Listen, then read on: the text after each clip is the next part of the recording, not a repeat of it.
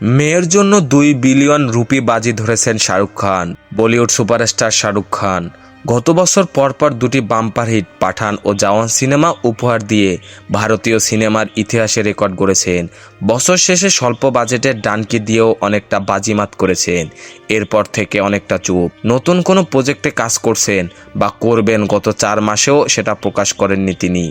এর মধ্যে ভারতীয় গণমাধ্যম খবর দিয়েছে এবার মেয়ে সুহানা খানকে সঙ্গে নিয়েই বড় পর্দায় হাজির হচ্ছেন বলিউড কিং। সিনেমার নামও হচ্ছে কিং, যার বাজেট 200 কোটি ভারতীয় রুপি। সিনেমার পরিচালক সুজয় ঘোষ ও সিদ্ধার্থ আনন্দ। হলিউডের লিওন দ্য প্রফেশনাল থেকে অনুপ্রেরণা নিয়ে নির্মিত হচ্ছে এ সিনেমা। আগামী মে মাস থেকে শুরু হবে শুটিং। নির্মাতাদ্বয় শাহরুখের সঙ্গে এ সিনেমা নিয়ে 2023-এর অক্টোবর থেকে টানা মিটিং করেছেন। তার পরামর্শ অনুযায়ী স্ক্রিপ্টে নানা বদল এসেছে। এটি মূলত একটি অ্যাকশন সিনেমা। নির্মিত হচ্ছে শাহরুখেরই প্রযোজনা সংস্থা রেড চিলিজ এন্টারটেনমেন্ট থেকে। সহ প্রযোজনায় রয়েছে পরিচালক সিদ্ধার্থ আনন্দের মারফ্লিক্স এন্টারটেনমেন্ট। শাহরুখ চাইছেন মেয়েকে উপস্থাপন করার জন্য একটি দুর্দান্ত সিনেমা তৈরি করতে, আর সেই চেষ্টাই করছেন দুই পরিচালক।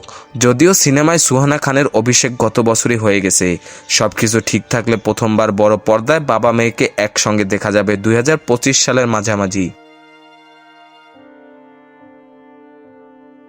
বিনোদন জগতের সকল আপডেট পেতে আমাদের ইউটিউব চ্যানেলটি সাবস্ক্রাইব এবং ফেসবুক পেজটি ফলো দিয়ে লাইক, কমেন্ট, শেয়ার করে আমাদের সাথে যুক্ত থাকুন। ধন্যবাদ।